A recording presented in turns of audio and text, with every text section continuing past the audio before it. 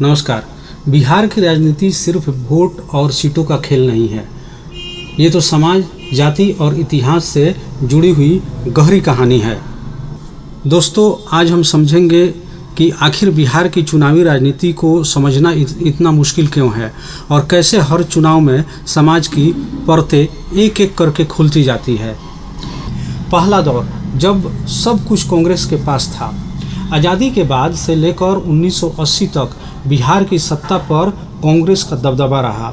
ब्राह्मण, राजपूत, भूमिहार, कायस्थ, ये वो वर्ग थे जो प्रशासन से लेकर शिक्षा तक हर जगह हावी थे। लोग कहते थे बिहार में सत्ता ऊंची जातियों की विरासत है। दूसरा दौर, 1990 में एक नया नाम उभरा, लालू प्रसाद यादव।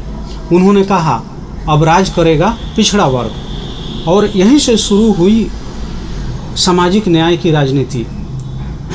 MY समीकरण, मुस्लिम प्लस यादव, बन गया RJD का हथियार।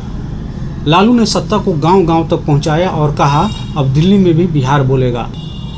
तीसरा दौर, नीतीश कुमार और सुशासन की राजनीति। फिर आए नीतीश कुमार, जिन्होंने कहा विकास भी जरूरी है। उन्होंने सड़क, शिक्षा और महिलाओं के अधिकार पर काम किया। साइकिल योजना और शराबबंदी जैसे फैसले ने महिलाओं का वोट बैंक उनके साथ जोड़ दिया। आज बिहार की राजनीति में तीन चीज़ें साथ साथ चल रही है: जाति, गठबंधन और विकास। हर पार्टी का अपना फार्मूला है। RJD यादव प्लस मुस्लिम यानी कि माई समीकरण, जदयू कुर्मी प्लस अति पिछड़ा प्लस महिला, BJP स्वर्ण मध्य वर्ग प्लस हिंदुत्व, कांग्रेस पुराना आधार बचाने की कोशिश। हर चुनाव में यही समीकरण सीट दर सीट बदलता रहा है। लेकिन अब बिहार का वोटर बहुत समझदार है। वो जाति से भी सोचता है, लेकिन अब रोजगार और पलायन पर भी सवाल करता है। युवाओं की नई पीढ़ी पूछ रही है डिग्री तो है, नौकरी कहाँ है। महिलाएं पूछ रही हैं शराबबंदी से राहत तो मिली पर रोजगार कब मिलेगा। और यही सवाल अब 2025 के चुनाव में सत्ता बदलने या बचाने की कुंजी बनेंगे।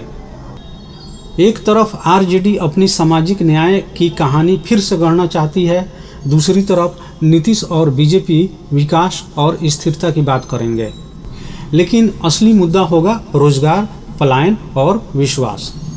तो अगली बार जब कोई कहे बिहार की राजनीति तो बस जाति की है, तो मुस्कुरा कर कहिएगा नहीं भाई, बिहार की राजनीति जाति से शुरू होती है मगर ख़त्म होती है जनता की समझदारी पर। अगर आपको ये विश्लेषण पसंद आया तो लाइक कीजिए, शेयर कीजिए और बताइए कि 2025 में बिहार की सत्ता किसके हाथ में जाएगी। मिलते हैं अगले वीडियो में। जय बिहार, जय भारत।